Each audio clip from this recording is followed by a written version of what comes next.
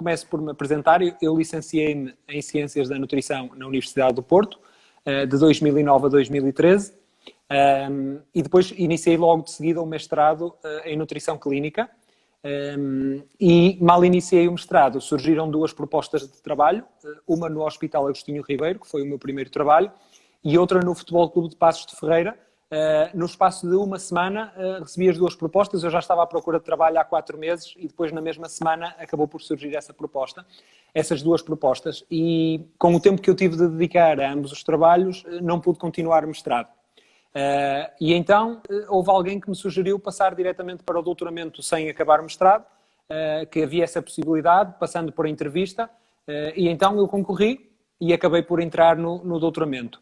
Apesar de eu, neste momento, achar que foi má ideia eu pensar de que, não tendo tempo, não dava para fazer um mestrado e dava para fazer um doutoramento. Portanto, já me apercebi de que não dá, e, portanto, isto tem andado a um passo mais lento do que aquilo que eu gostaria, mas ainda me encontro neste momento a tentar desenvolver o meu doutoramento.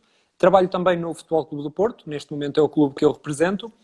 Tenho diferentes modalidades, tenho o futebol da equipa B a todos os escalões de formação, e depois tenho as modalidades A, nomeadamente o hóquei em patins, o basquetebol, o handball, a natação e o boxe. Portanto, são várias modalidades muito distintas.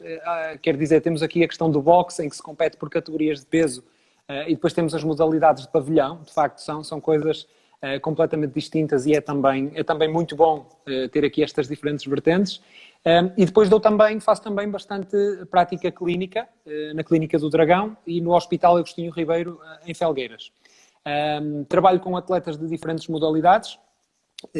Gosto mais de desportos de potência, de força, intermitentes de alta intensidade, como o crossfit, o próprio futebol. As modalidades de pavilhão também o são. Mas, na verdade, eu gosto muito de nutrição no desporto em geral, portanto, tenho sempre gosto em receber qualquer tipo de atleta na minha consulta. E, por outro lado, dou também aulas em 2 instituições de ensino superior, numa licenciatura e numa pós-graduação. E, neste momento, é aquilo que eu tenho feito em termos profissionais. E é bastante coisa, hein? Tem que, como você falou, né? Já estava difícil ter tempo, porque realmente é muita coisa, né? E com certeza levar o doutorado, levar tudo isso ao mesmo tempo, deve ser bem complicado, né? Claro, sem dúvida. E para esse assunto, quando eu propus esse assunto, foi porque eu vi uma breve aula sua lá no Porto sobre esse tema, foi muito legal. Tive até a chance de fazer uma pergunta, pedi o microfone lá, estava com vergonha, falei, vou perguntar. Enfim, foi bem legal. Mas é um tema que não é um tema fácil, né? E eu já introduzindo o tema, que é a nutrição auxiliando na recuperação de lesões, eu ia perguntar para você qual é a dificuldade de estudar o tema, se existem um corpo de trabalho legal, por exemplo, em humanos, ou se é muito ainda em laboratório, como é que é? Na verdade, nós não temos muita evidência de recuperação de lesão em atletas, e é evidente porque nós não conseguiríamos, em termos metodológicos, lesionar atletas de elite e aplicar 2 tipos de tratamentos nutricionais diferentes, estratégias nutricionais diferentes, e ver o que acontecia. Então nós temos que importar, digamos assim, evidência científica de outro tipo de populações, nomeadamente os acamados, aqueles que estão internados com comorbilidades semelhantes àquelas que seriam expectáveis num indivíduo lesionado. Por exemplo, grandes queimados também são uma população em que se tenta estudar a cicatrização e o papel da nutrição na mesma, portanto, anda muito à volta disto, desta importação de evidência, o que nos leva sempre a termos que ter algum cuidado na interpretação da mesma. Ou seja, não se pode dizer que a evidência é vasta e muito sólida relativamente a nada, porque nós fazemos quase sempre uma importação de outro tipo de populações. Entendi. Só para não passar batido, o pessoal aí, o Pedro já falou, César Leão, tá todo mundo sentindo falta dos livros. É normal. Já estão sentindo falta dos livros, né? Mas amanhã o César Leão está aqui também e o Pedro está semana que vem, né? Então você já prepara umas perguntas boas para eles também, deixa eles. Não, elas já estão preparadas. Elas já estão preparadas, Fernando. Maravilha, maravilha. Agora, sobre a questão das lesões, na sua prática clínica, onde você observa uma grande quantidade, que modalidade assim tem uma quantidade de lesões alta dentro do esporte?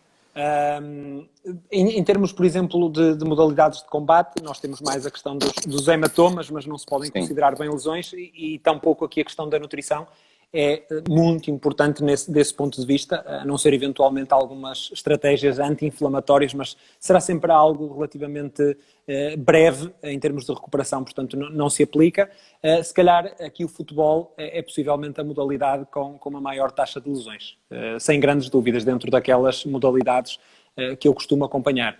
Isto nas modalidades de clube, porque se formos falar também das modalidades que sigo no setor privado, eventualmente o CrossFit também poderá estar aqui, apesar de que acaba por ser um mito de que o CrossFit é dos desportos, ou o desporto que mais lesões, que maior taxa de lesões apresenta, porque se formos compará-la com o futebol, por exemplo, se calhar o futebol fica pior na fotografia do que o próprio CrossFit.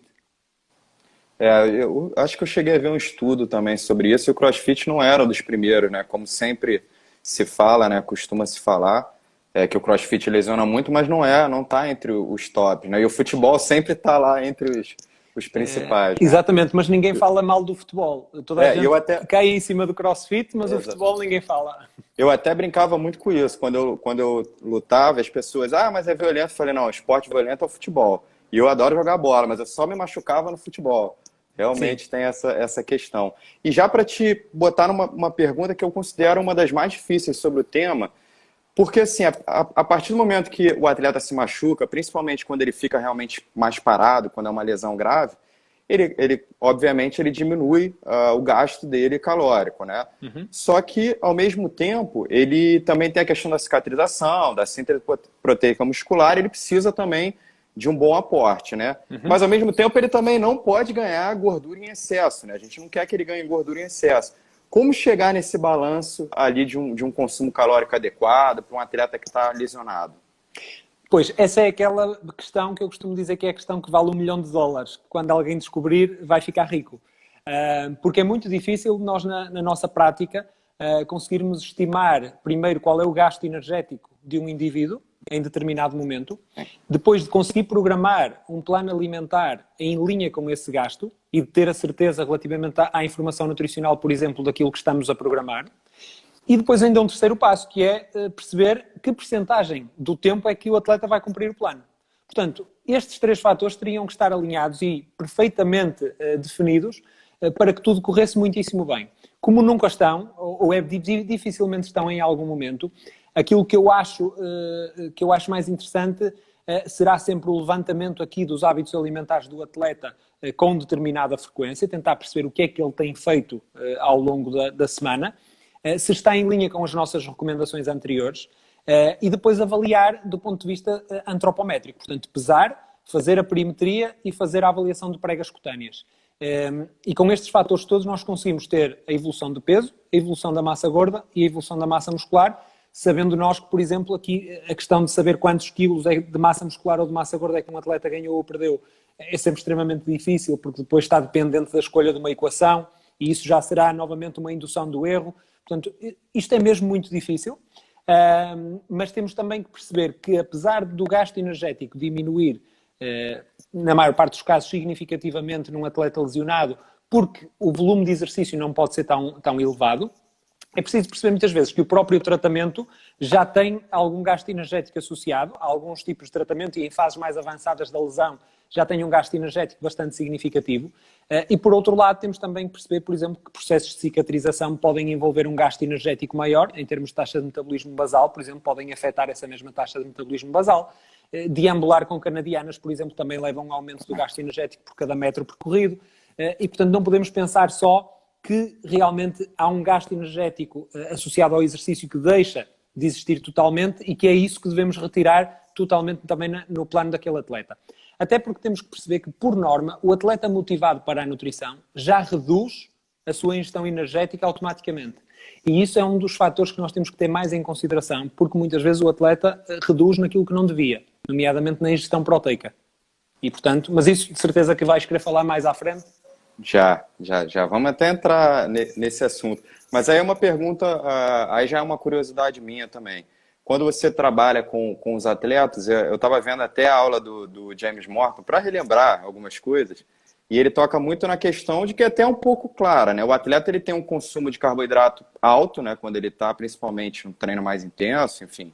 E aí ele já fala logo em baixar os hidratos de carbono, né? Os carboidratos logo de cara, porque o atleta estaria necessitando menos, né? E também se fala nesse tempo de desuso, o atleta parado, que a sensibilidade à insulina também, em pouco tempo, ela já parece também ser afetada. O que você acha disso também? É o primeiro macronutriente que a gente tem que olhar e falar, opa, aqui tem que dar uma segurada? Eu diria que o primeiro em que temos que manter a ingestão habitual terá que ser a proteína, claramente. E acredito também que podemos e devemos reduzir a ingestão de hidratos de carbono. Mas isto porque devemos descer a ingestão energética. E muitas vezes temos que pensar que a maior parte destes atletas já tem uma ingestão de gorduras relativamente baixa para poder aumentar a ingestão de hidratos de carbono.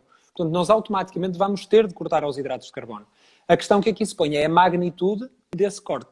Ou seja, não é cortar os hidratos de carbono para metade ou menos de metade. Estaremos a falar em reduzir a energia total diária em 15, 20%, o que quer que seja, depois de chegarmos às nossas estimativas, e depois tentar dividir esta diminuição então do gasto energético, da ingestão energética entre gorduras e hidratos de carbono, porque proteínas nós não vamos querer baixar. E, portanto, eu acho que um corte moderado nesses hidratos de carbono torna-se quase obrigatório num processo de lesão. Certo. E nós já entrando então na parte da proteína, né, que você já citou, que é de extrema importância, né, porque parece que ocorre como se fosse nos idosos, né, aquela que a gente chama de resistência anabólica, né, então parece que mesmo quando ele consome aquela quantidade de proteína, o impacto não é o mesmo, a síntese proteica muscular parece diminuir, e isso leva a uma atrofia, né, que também nesse momento é o que a gente quer evitar, né, para o atleta. Então como é que fica a questão da proteína? É curioso teres falado na atrofia muscular, porque não há dúvida nenhuma de que é sob a atrofia muscular que nós nutricionistas conseguimos ter mais impacto, ou na mitigação, na diminuição dessa atrofia muscular. E para nós evitarmos uma grande atrofia muscular, nós temos dois fatores principais. Primeiro, evitar grandes déficits energéticos durante esse período. O atleta não deve estar em balanço energético negativo. E, por outro lado, fazer com que a proteína não desça e, possivelmente, até tenha que subir numa fase como esta, numa fase de lesão. Portanto, acredito que, eventualmente, aí poderá ser o caminho. Agora, falaste também na questão da resistência anabólica. E é algo que acontece com atletas lesionados e imobilizados, principalmente com os que estão imobilizados totalmente, que não são muitos, na maior parte dos casos têm apenas um membro imobilizado. Mas a verdade é que pode ocorrer principalmente com paragens mais prolongadas. E nesse tipo de situações nós temos duas soluções. Ou aumentamos a ingestão proteica, ou tentamos aumentar a qualidade dessa mesma proteína. A questão é que normalmente a qualidade dessa mesma proteína já está otimizada por norma. Ou seja, não é um fator onde nós possamos mexer muito, nem sequer eu acredito que num plano bem definido seja necessário, por exemplo, colocar mais leucina. Porque o atleta já terá uma ingestão de leucina e proteica adequada, não será por aí. Portanto, poderemos ter que subir realmente aqui a ingestão proteica, se é que ela já não estava alta o suficiente para dar para uma fase de imobilização. Porque alguém que esteja a fazer uma ingestão de proteína na ordem dos 2,5 gramas por quilograma de peso corporal, dificilmente teremos que subir numa fase dessas, apesar de uma potencial resistência anabólica. Certo. Só para também não passar em branco, a Helena Trigueiro está aqui, ó, elogiando sua tosse, né? Foi certinho, deu o exemplo. Maravilha. Eu não facilito, não facilito. E ela também, em primeira mão, ela vai falar com a gente aqui também. Ela também já está confirmada aqui no quadro, mais para frente. Mas, continuando sobre a proteína, a gente falou das quantidades e se fala também algumas estratégias, como, por exemplo, que já são utilizadas na prática com os atletas, mas de fracionar, né, durante algumas refeições, e também se fala numa quantidade por refeição. Como é que você vê isso? Bem, a evidência que nós temos relativamente à dose de proteína por refeição é uma evidência que tem que ser interpretada com muita cautela, e eu acho que as pessoas têm interpretado literalmente aqueles resultados, e é preciso perceber uma coisa. Primeiro, na maior parte dos trabalhos, os atletas, ou que não são atletas, são indivíduos ativos, na maior parte deles, estavam em jejum já há algumas horas e fazem uma ingestão de um bolos de proteína. Em praticamente todos os trabalhos, esse bolos de proteína é apenas proteína isolada, não tem hidratos de carbono e não tem gordura. E é uma proteína com um elevadíssimo valor biológico. Portanto, os únicos trabalhos que eu conheço, e que são alguns nesta área, utilizaram 2 tipos de proteína, ou proteína whey ou albumina. Portanto, a utilizar este tipo de proteína numa refeição isolada, sem hidratos, sem gordura, com um indivíduo em jejum, parece que 20 gramas por refeição será uma quantidade que vai otimizar, então, neste caso aqui, a síntese proteica muscular. Mas, por exemplo, temos outros trabalhos com proteínas a partir dos alimentos, e aqui estou-me a lembrar de um com carne de vitela, e que mostra, por exemplo, que 36 gramas de proteína, salvo erro, conseguem ter um impacto maior na síntese proteica muscular do que 24. Portanto, quando estamos a falar de matrizes alimentares, é diferente de falar de proteínas isoladas em pó, como estávamos a ver na questão da albumina e da proteína whey. Portanto, eu acredito que por refeição, e dependendo claramente do peso corporal do atleta, o valor de proteína que otimize a síntese proteica muscular poderá ser mais elevado do que os 20 gramas de proteína a que estamos todos habituados a falar. Agora, parece-me um bom patamar para iniciar esses 20 gramas, mas não me choca nada dar bastante mais que isso, principalmente em atletas mais pesados. Certo, certo. E aí já também entrando numa... Você já deu um spoiler aí quando você estava falando, você falou, se já tem a leucina, ela já está alta, não vejo por que colocar mais. E aí a próxima pergunta era justamente sobre isso. Os suplementos de aminoácidos essenciais, ou os BCAAs, leucina e o próprio HM-beta que o Felipe Teixeira falou aqui brilhantemente também. Você vê alguma aplicabilidade para esses suplementos nesse momento? De todos os que referiste, acredito que não. Neste momento o HMB não me convence, assim como não convence o Filipe Teixeira, que é a pessoa que mais percebe do assunto, e portanto, se não o convence a ele, a mim claramente que também não poderia convencer. E depois os aminoácidos, nomeadamente os essenciais e até os de cadeia ramificada, seriam extremamente interessantes se a pessoa não tivesse uma ingestão proteica adequada. Como à partida estará a cumprir um plano alimentar bem delineado, não vejo razão para estar a acrescentar aqui mais aminoácidos de cadeia ramificada ou aminoácidos essenciais. Aliás, isto é quase como estar a chover e ir regar as plantas. É aquele exemplo típico do que é dar aminoácidos de cadeia ramificada ou essenciais a quando de uma ingestão proteica otimizada. Certo, certo. E a creatina também, tem alguns estudos que citam a creatina. E aí eu queria saber, na sua opinião, também na sua prática, se você acha que a creatina, no momento, para preservar essa massa muscular, enfim, diminuir a atrofia, se ela tem uma aplicabilidade, ou se a aplicabilidade dela é mais pensando no sentido, olha, estou me recuperando da lesão, você começa as atividades, né, gradualmente, se ela, nesse longo prazo, ela ajudaria no reganho, né, no ganho de massa muscular perdido, enfim.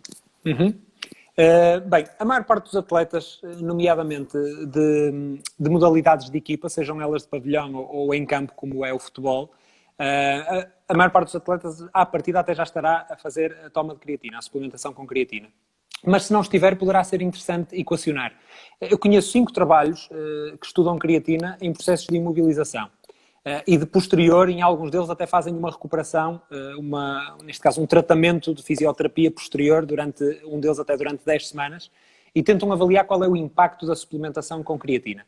E a verdade é que os trabalhos parecem indicar que durante a fase de reabilitação, em que há algum tipo de tratamento associado, a creatina é mais eficaz do que na fase de imobilização total, ou seja, nas 2 primeiras semanas, por exemplo, após uma lesão ou uma cirurgia, o que quer que seja. Depois também há outro trabalho, ou o corpo de trabalhos parece mostrar que a creatina pode ser mais eficaz, por exemplo, na diminuição da atrofia muscular, mais no membro superior do que no membro inferior. E isto, curiosamente, está em linha com aquilo que é verificado na creatina para a hipertrofia muscular pura e dura, em que também o membro superior parece beneficiar mais do que o membro superior, apesar dos mecanismos ainda não estarem bem explicados. E, portanto, a minha ideia vai muito neste sentido. Sendo um suplemento barato, sem grandes efeitos secundários evidenciados aqui na ciência até à data, com mais de 30 anos de estudos, eu não vejo muita razão para não dar creatina durante um processo de recuperação. com o objetivo de diminuição da atrofia e posteriormente até de alguma hipertrofia durante a fase de tratamento. Legal, legal. E outra questão também que se fala muito quando se entra na parte de lesão é que ocorre uma inflamação, claro, né? Que é normal no processo, mas alguns profissionais falam de alguns suplementos que podem abrandar essa inflamação, né? Só que também tem aquele lado do, olha, a inflamação ela é necessária também para que a gente consiga ter ali uma cura legal, enfim. Como é que você vê isso? Como é que fica essa questão da inflamação? Suplementos, nesse sentido, com uma ação anti-inflamatória seriam interessantes ou não? E tomar cuidado também com isso para não carregar muito e atrapalhar ali. Como é que é? Esta é uma excelente questão e é daquelas que até pode gerar menos consenso entre os profissionais da área. Aquilo em que eu acredito é claramente que, por exemplo, substâncias anti-inflamatórias, e neste caso até podemos falar do ômega 3, que é aquele que será mais conhecido e que as pessoas terão aqui, se calhar, mais curiosidade em saber. E o que se consegue verificar é que o ômega 3, principalmente assim em situações de alguma resistência anabólica, parece sensibilizar aqui a via do mTOR para o estímulo então da síntese proteica e, portanto, consegue aqui verificar-se a quando da suplementação com ômega 3 um aumento na síntese proteica muscular em indivíduos com alguma resistência anabólica a quando da ingestão de uma proteína. E, portanto, não podemos menosprezar o papel do ômega 3 enquanto sensibilizador deste processo. Mas, por outro lado, também se sabe que, principalmente nos primeiros dias após lesão ou após cirurgia, a inflamação, até determinado ponto, poderá ser necessária uma correta e otimizada cicatrização.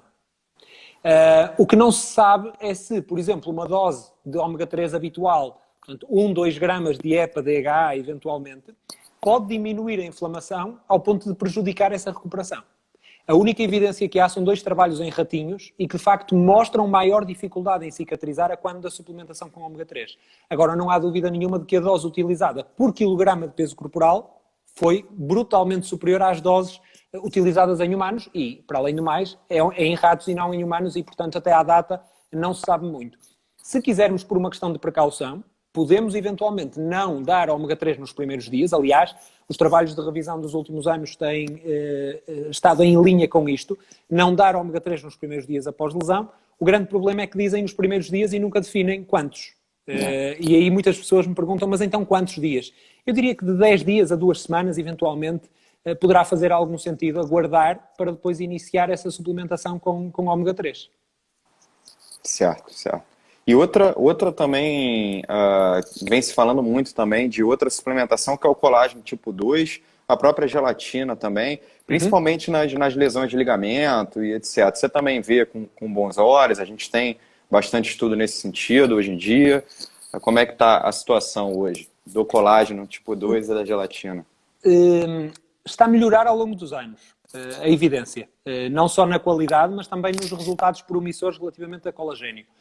Durante vários anos não se conseguiu mostrar grande efeito, digamos assim, da suplementação com colagênio tipo 2 na síntese endógena de colagênio. Mas o que se acreditou e o que se percebeu um bocadinho mais tarde é que provavelmente a absorção dos aminoácidos deste colagênio tipo 2 não estava a ser aqui otimizada, não estava a ter aqui uma cinética de absorção e de metabolização desejada, porque talvez tivessem aqui metabolitos de peso molecular demasiado elevado. Então, e curiosamente, até há um trabalho que tem meio ano, dos últimos meses de 2019, a mostrar que quanto mais hidrolisado for um colagênio, maior a sua absorção. E, portanto, poderá ser interessante.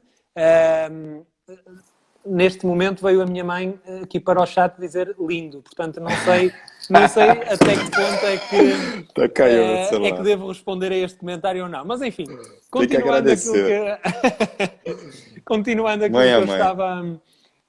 que eu estava a dizer, portanto, parece que o grande segredo é hidrolisar bem o colagênio para que ele possa ser bem absorvido e que esses aminoácidos em particular possam aumentar então a síntese endógena de colagênio e ajudar à saúde articular de alguma forma. Ah, legal. Eu até fui rir aqui, caiu o celular, caiu tudo. O telemóvel, né, em Portugal. Mas é mãe. Meus pais estão sempre na live acompanhando. Às vezes é um tema que eles não entendem nada e eles ficam, filho, muito legal. E também quando eu falo, teve uma live que eu fiz com o Rinaldo, ele até falou ontem, mas a primeira live que eu fiz com ele, eu tava nervoso, eu falava muito, cara.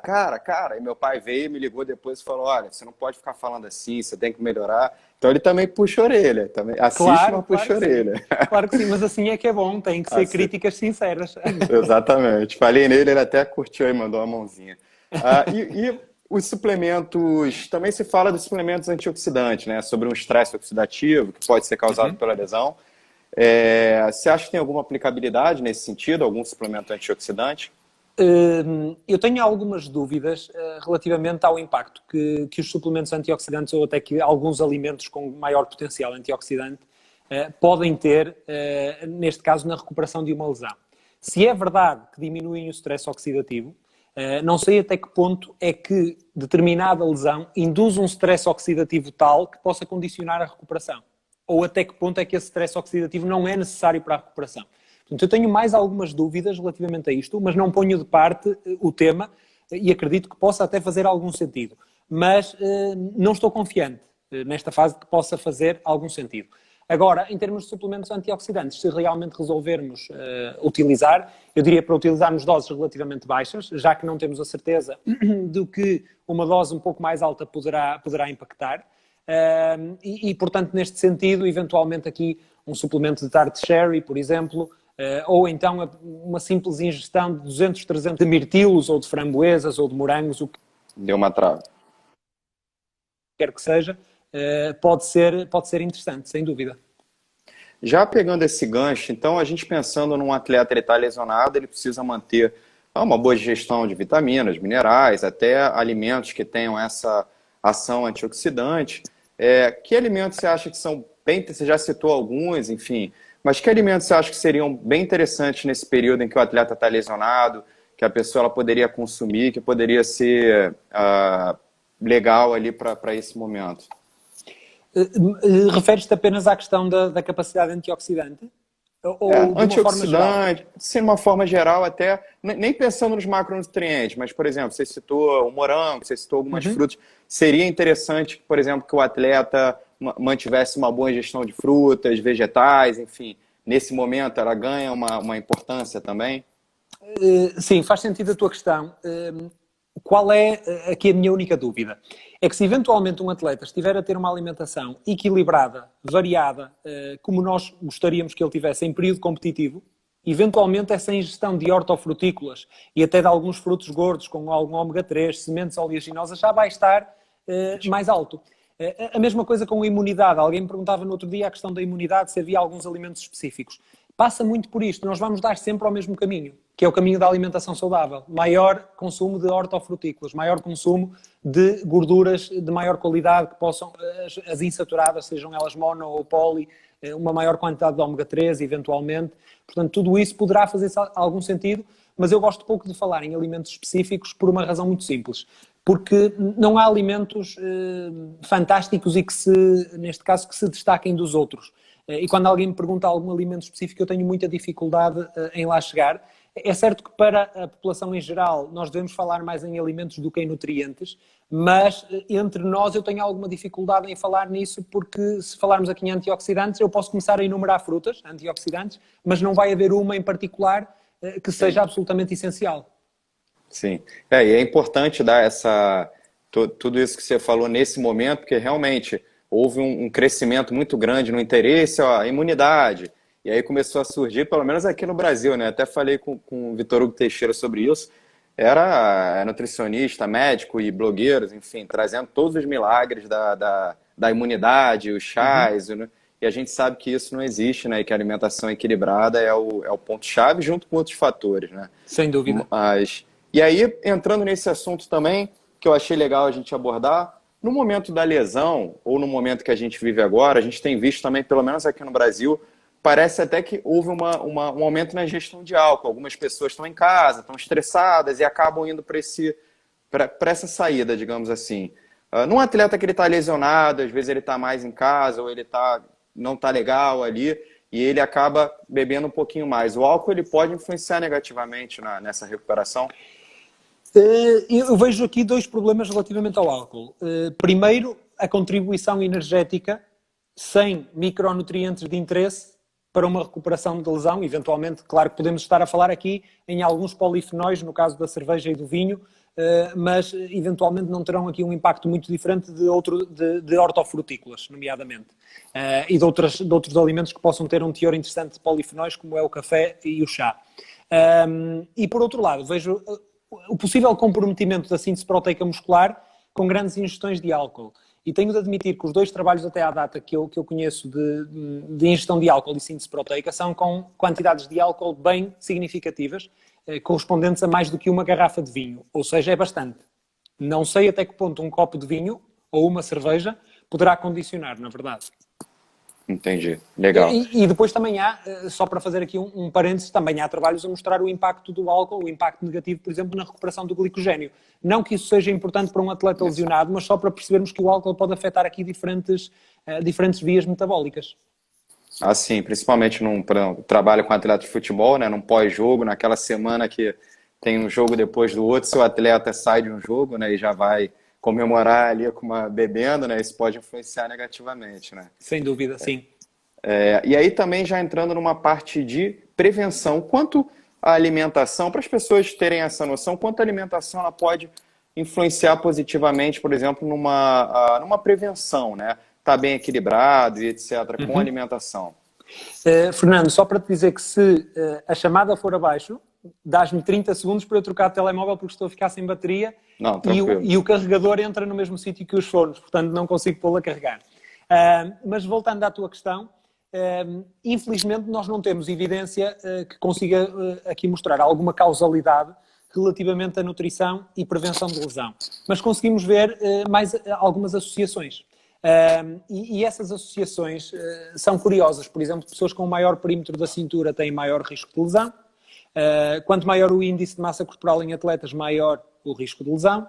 Há até um trabalho com atletas finlandeses muito interessante, com atletas de elite ainda em idade pediátrica, portanto são adolescentes, e que mostra, por exemplo, que o tercil de atletas que têm um maior consumo de hortofrutícolas e de pescado diminui em mais de 60% o risco de lesão relativamente ao tercil que tem uma menor ingestão destes grupos alimentares. Portanto, há várias situações que parecem mostrar aqui algum papel da nutrição na prevenção. Mas, infelizmente, só nos mostram associações e fica difícil de tirar conclusões mais sólidas relativamente a isto.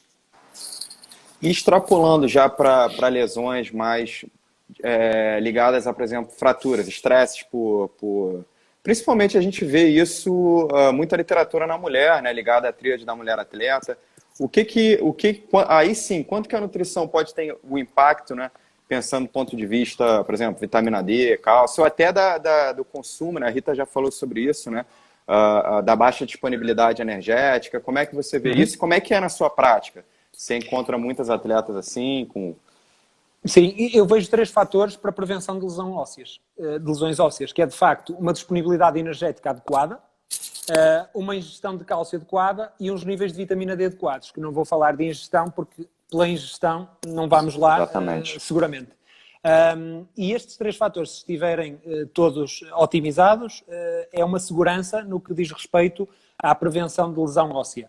E à questão aqui da densidade mineral óssea. Mas, de facto, aquilo que me perguntavas, eu tenho bastantes atletas a nível privado, principalmente mulheres, que estão com baixa disponibilidade energética crónica e que já mostram bastantes sintomas, nomeadamente aqui a questão da amenorreia é logo o sintoma principal. Aliás, é uma das questões que eu faço e eu quase que adivinho, perante os níveis de massa gorda de uma atleta, se ela vai ser ou não amenorreica. É quase certinho.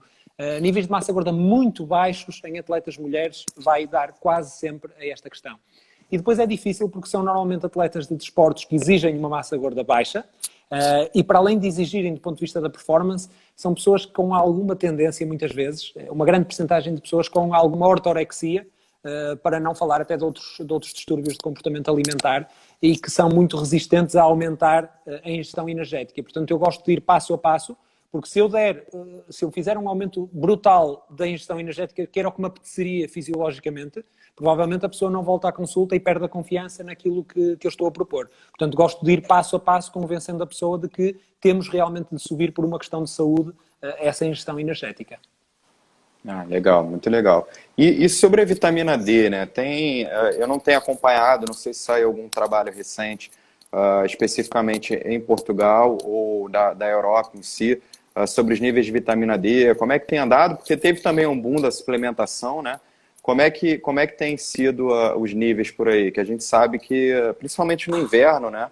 É um Uhum. pouquinho mais complicado. Sem dúvida, e aqui os níveis de vitamina D não são famosos, principalmente nos meses mais frios e de menor exposição solar. Agora, a vitamina D é todo um mundo difícil ainda de entender. Apesar de haver alguma evidência, a vitamina D parece mexer com tudo, mas ainda há muitas dúvidas, por exemplo, relativamente à questão dos níveis ótimos de vitamina D. Será que precisamos mesmo dos valores definidos como valores normais? Ou se calhar os valores que definem insuficiência até são suficientes para a maior parte das pessoas. E, portanto, todo este desconhecimento à volta da vitamina D deixa-me pouco confortável a falar da mesma. Portanto, acredito que ainda há muito por explorar. Mas aquilo que eu sei é que se alguém tiver déficit de vitamina D, um déficit marcado, aí não há dúvida nenhuma que eu vou querer repor através da suplementação, pelo sim, pelo não, porque eu não acredito que tenha algum problema repor níveis de vitamina D. Muito pelo contrário. Portanto, pelo sim, pelo não, em quem tem déficit, gosto sempre de fazer aqui a reposição a partir do suplemento. E apesar, e concordo, ainda é muito, a gente tem todas essas dúvidas, e apesar daqui a gente ser um país tropical, na prática clínica, se for olhar valor de referência, a gente pega, a maioria das pessoas tem a vitamina D baixa aqui também, então não é só o clima também, acho que Claro. todo o estilo de vida, enfim, outros fatores que podem influenciar, né?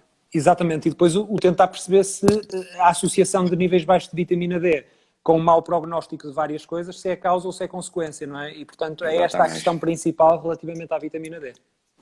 Exatamente. Outra pergunta que uma colega fez, deixou lá na caixa, eu lembrei agora, sobre, aí já não tem a ver com alimentação, mas ela perguntou se o estresse, se a ansiedade do atleta antes de uma competição ou para um evento, se isso pode influenciar negativamente também no aparecimento de lesão, se isso tem alguma influência, né? É uma boa questão, mas não me sinto preparado para responder. Por Não, né? acaso, nunca li evidência sobre o stress desse ponto de vista e a questão da propensão e do risco de lesão. Sinceramente, não sei responder. Certo. E outra questão, a gente já falou já falamos do ômega 3, da proteína. Na sua prática clínica, você tem sido normal encontrar alguns atletas que se lesionam, mas acabam tendo alguma dificuldade em seguir o plano ali, em buscar realmente ouvir o nutricionista, aí até ficar realmente no repouso necessário, enfim, porque a gente sabe que alguns atletas não conseguem. Eu trabalho com alguns atletas de luta e mesmo lesionado, eles querem o tempo todo estar treinando, eles não querem parar, a dor é normal. Como é que é na sua prática clínica? É muito comum, muito comum. Principalmente é curioso com desportos de combate e com crossfit. E com pessoas da musculação pura e dura também é muito difícil. Se estão lesionados num braço, treinam com o outro, treinam um membro inferior, arranjam sempre forma de treinar. E se calhar bem, não é esta questão aqui também, é questão da gestão da lesão também, porque em processo de imobilização de um dos membros parece que na maior parte dos casos, apesar de não ser a minha área, aqui seria melhor um fisioterapeuta dar a opinião, mas parece que treinar as restantes partes do corpo poderá ser interessante até na diminuição da própria atrofia muscular. Mas aquilo que dizes na dificuldade em manter um plano alimentar e por aí fora em tempos de lesão, eu acredito que isto está muito mais relacionado com a motivação do atleta de uma forma geral do que com a fase da lesão. Ou seja, atletas que eu tenho preocupados com a nutrição em plena época competitiva e que estão a 100%, são aqueles que mais se vão preocupar e vão continuar em linha com a mesma preocupação se estiverem parados. Aqueles que nunca quiseram saber, provavelmente também não vão querer quando estiverem lesionados, ou até ainda vai piorar essa despreocupação com a parte nutricional. E aqui até é uma questão que eu gostava de deixar no ar para todos os nutricionistas que nos ouvem, que é: será que nós temos culpa, ou parte da culpa, por alguns atletas não quererem saber da nutrição? Porque normalmente eu noto que se fala muito com algum desprezo dos atletas que não estão a valorizar a nutrição, e acho que olhamos pouco para o nosso trabalho. Será que fizemos tudo o que era possível para o motivar? Isto, pronto, apenas aqui um devaneio de algo que não tem muito a ver com o tema que estamos a falar hoje, mas que eu tenho pensado bastante, se as nossas estratégias para cativar atletas estão realmente otimizadas e se podemos culpar muitas vezes o atleta por esta falta de interesse, muitas vezes na nutrição. Eu acho importante, eu acho que o legal aqui do quadro é que eu tenho falado com as pessoas o seguinte, a gente não sai daqui com um monte de receita de bolo, olha, tem que fazer isso, isso, isso. A gente sai sempre pensando, com alguma dúvida, com alguma coisa para deixar para depois estudar ou pensar. Eu acho que é importante, né? Eu acho que a gente também tem que avaliar o nosso trabalho e entender se a gente está fazendo o melhor, enfim, se a gente está realmente conseguindo somar ali para o atleta, né? Da melhor maneira possível. E outra coisa também que eu queria perguntar, nesse momento também, com os atletas que você trabalha, e até já extrapolando para o momento da quarentena, né, que tem sido para alguns atletas difícil, você vê também uma grande, um olhar maior ali para os alimentos, para o comfort food, para aqueles alimentos que trazem ali aquela, né, sensação de prazer. Você tem reparado nisso? Caiu aqui, eu não sei se foi a internet ou se foi o telefone.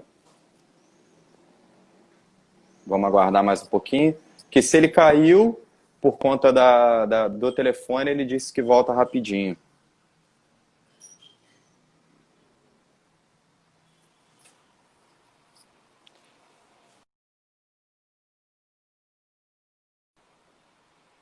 Ó, ele caiu.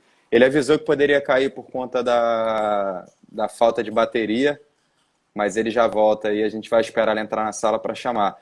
Alguém tem alguma dúvida? Eu sei que o pessoal está escrevendo, mas às vezes a gente está aqui falando e acaba passando, né? Se alguém quiser deixar alguma dúvida agora relacionada ao tema, a gente fez um pequeno resumo, a gente já passou, né, do que a gente tinha para conversar, e agora se alguém quiser deixar uma questão, é uma boa hora. Colágeno. A gente falou do colágeno, Rinaldo. Ele já falou sobre o tema, falou já de alguns trabalhos. Deixa eu só chamar o professor aqui. Vamos lá, vou chamar.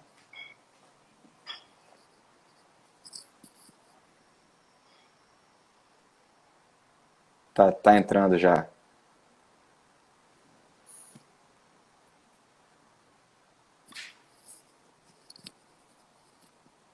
Da cúrcuma.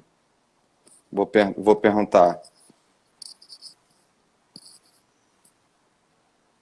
Tá entrando já?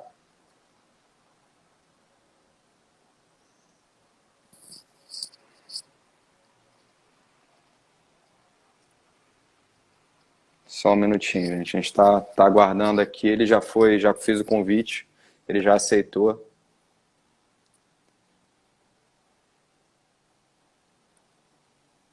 Estou vendo aqui as perguntas. Sobre a questão de equilibrar o plano, ele já falou um pouquinho sobre isso no começo, né, dos desafios, né? Por toda essa mudança aí de gasto energético, enfim. O atleta está lesionado, mas ele também precisa de uma quantidade de energia até pelo processo de recuperação. Vamos ver de novo aqui.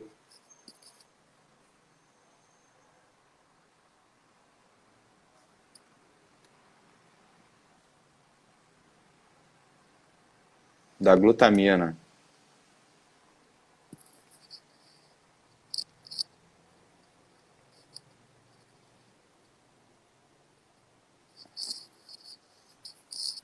Fiz o convite mais uma vez. Ora, estou de volta. Agora sim. O pessoal já estava preocupado, ele já não estava aguentando mais olhar para mim aqui sozinho. Claro, eu imagino. Olha, eu nesse período eu tentei buscar umas perguntas do pessoal. A primeira que aí já tem a ver com um pouquinho que você respondeu, mas sobre a cúrcuma, né? Também se tem a suplementação de cúrcuma, que tem essa questão de ser anti-inflamatória, se isso poderia impactar no processo de lesão. Perguntaram também da glutamina, então eu vou deixar para você também essa. Não só na lesão, como na imunidade. Então eu vou deixar essa para você também. Essas foram as duas que eu peguei de início. Muito bem.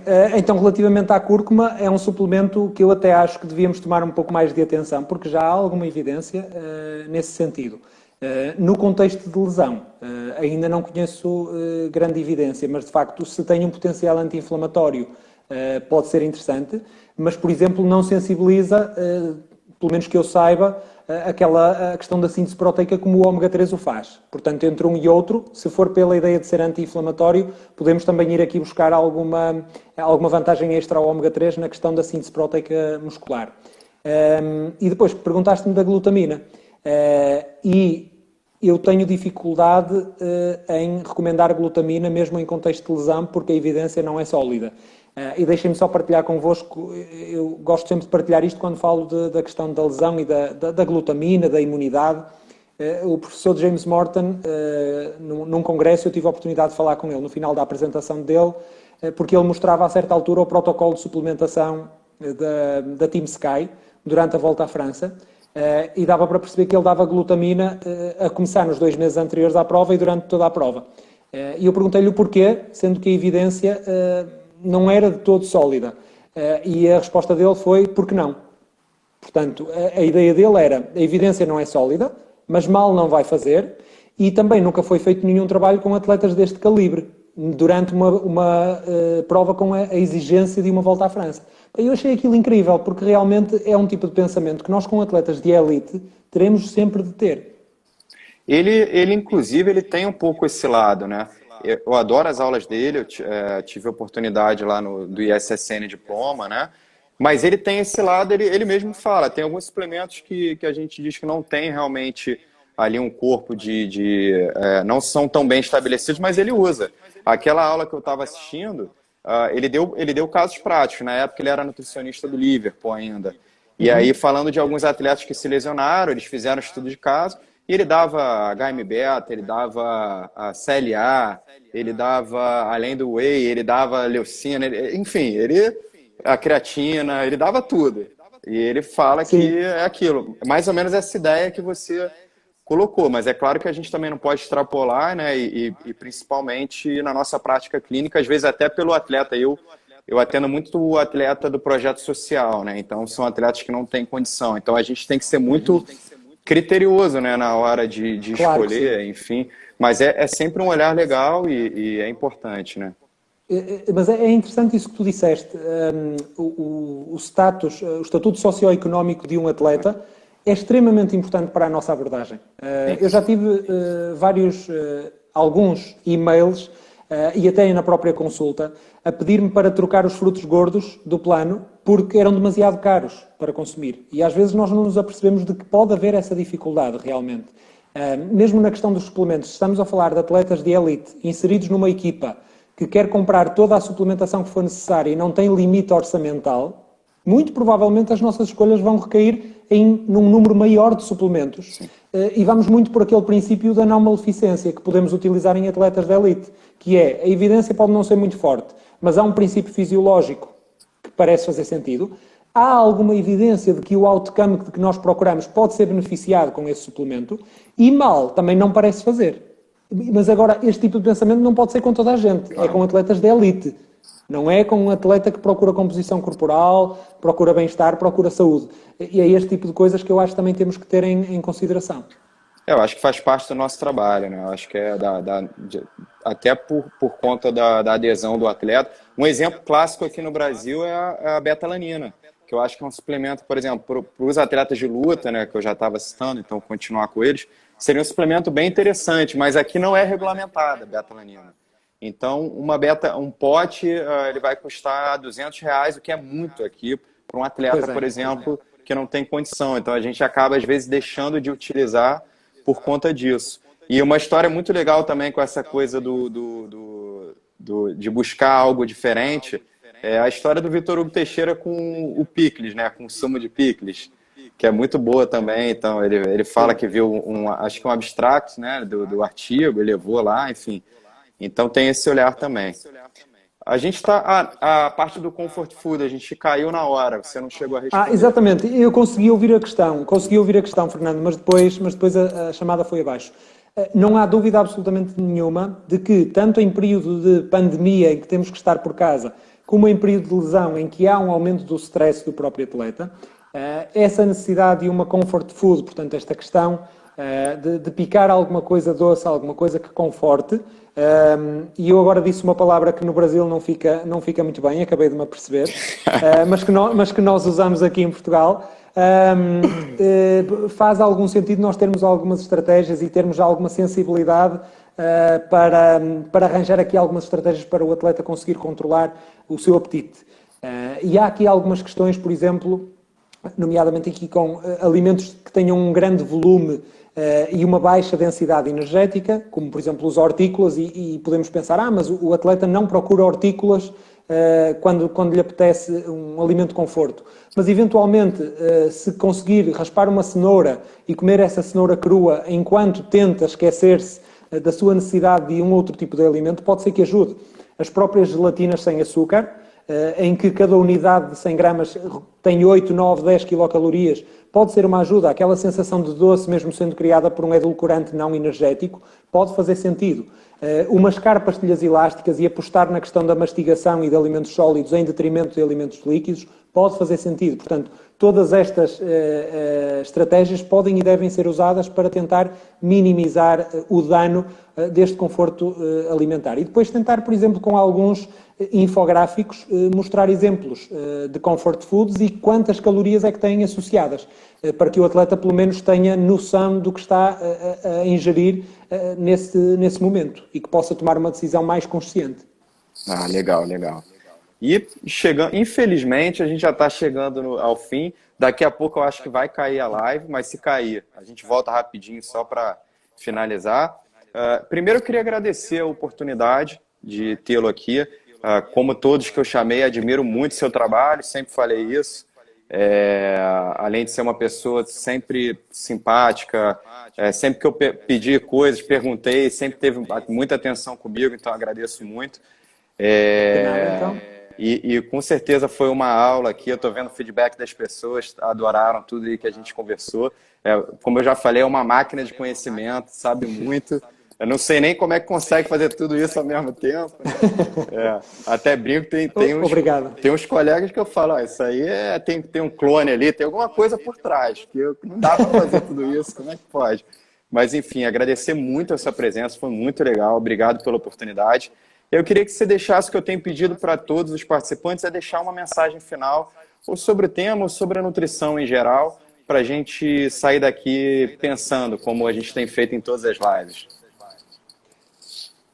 Esta pergunta apanhaste-me de surpresa, mas eu gosto de acabar com um slide. Nos últimos meses tenho acabado as minhas apresentações com um slide que é uma citação de um artigo científico recente, uma revisão da Louise Burke de 2019 na Science, e que diz o seguinte: o melhor nutricionista na área do desporto é aquele que consegue ter uma abordagem baseada na evidência, mas muito pragmática. E que quando dois temas, ou quando um tema entra em conflito, consegue tomar a decisão mais acertada. Por exemplo, aquela questão de é interessante dar betalanina, mas a betalanina é cara. Portanto, tenho que decidir se vou ou não recomendar. E é esse discernimento nesse tipo de questões, quando algo está em conflito, que faz algum sentido dizer que a qualidade do nutricionista pode passar muito por aí. Do conhecimento, mas principalmente da tradução para a prática e de uma abordagem muito pragmática e com espírito crítico. Legal, legal. Eu acho que tem sido legal aí nesse quadro é que a gente tem conseguido aproximar, apesar é a mesma língua, enfim, apesar das diferenças, mas são culturas diferentes, mas quando a gente fala da nutrição é uma ciência só, né? E aí, claro, respeitando a cultura do seu país, mas a ideia é muito parecida. E quando a gente fala das condutas, a gente fala dos mitos, são muito parecidos, né? Inclusive, o Pedro Carvalho, a gente vai fazer uma live só falando sobre os mitos Brasil-Portugal. A gente vai tentar unir o que vem junto, e vai ser uma live bem divertida, né? Sem dúvida. E aí a gente vai até falar, quem gosta de uma cervejinha, a gente vai fazer essa live tomando uma cervejinha, então fiquem todos à vontade. Mas, mais uma vez, meu amigo, foi um prazer.